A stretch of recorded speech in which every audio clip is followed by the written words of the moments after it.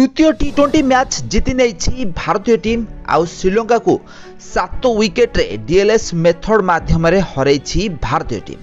ताले भारत और गौतम गंभीर कोच आउ सूर्य कुमार यादव को कैप्टेंसी रे प्रथम सीरीज जीति भारतीय टीम। ताले श्रीलंका रे भारत निजर सक्सेसफुल जर्नी आरंभ करछि। गौतम गंभीर भारतीय दल रे बहुत सारा युवा खिलाड़ी मानकु नेई टी20 मैच खेलुचंती आउ एही टी20 मैच रे युवा खिलाड़ी माने गौतम गंभीर को निराश करि नाहंती। ताले श्रीलंका एही मैच रे प्रथमे बैटिंग करी 161 रन स्कोर करथला 20 ओवर रे। गोटे समय रे श्रीलंकार बैट्समैन माने बहुत भलो खेलिथिले 130 रन मात्र 2 विकेट हरई करथिला श्रीलंका टीम।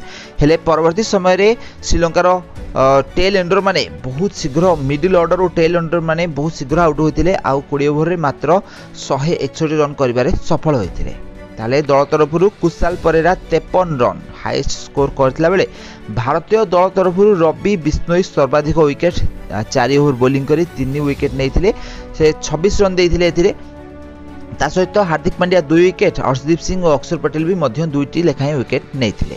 ताले 162 रन रो विजय लक्ष्य को पिछा करी पड़िया को ओल्हिथिला भारतीय टीम। मात्र 3टी बॉल बा प्रथम ओवर खेला बेले वर्षा हैला आ वर्षा हैला परे डीएलएस मेथड अप्लाई हेतला। ए मैच रे भारत को 78 रन टार्गेट दिया जायतिला। हेले भारत मात्र 6 ओवर 3टा बॉल रे 3 विकेट हरई 78 रन स्कोर कर नेथिला।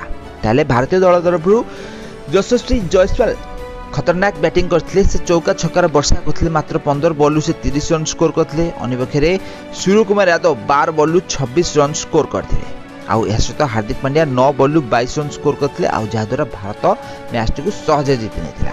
तो एही मैच रे संजू सैमसंग खेलुथिले। शुभमन गिल को जगह रे एबे संजू सैमसंग को चांस दिया जायतिला एही टी20 मैच रे। हेले संजू सैमसंग प्रथम बॉल ही आउट होइथिले। ताले संजू को बारंबार इंटरनेशनल क्रिकेट रे चांस मिलुछि हेले से एही चांस रो सदुपयोग करि पारु नाहंती। तो आपण माने देखिथिबे संजू सैमसंग आईपीएल ले भलो खेलुछंती, डोमेस्टिक लेवल ले भी मध्य भलो खेलुछंती। हेले इंटरनेशनल बेलो को तांकर एमिति किछि असुविधा होछि जा द्वारा से स्कोर करि पारु नाहंती। ताले संजू सैमसंग आगामी दिन मानकर भारतीय खेलिबे ना नाही हमको कमेंट कर।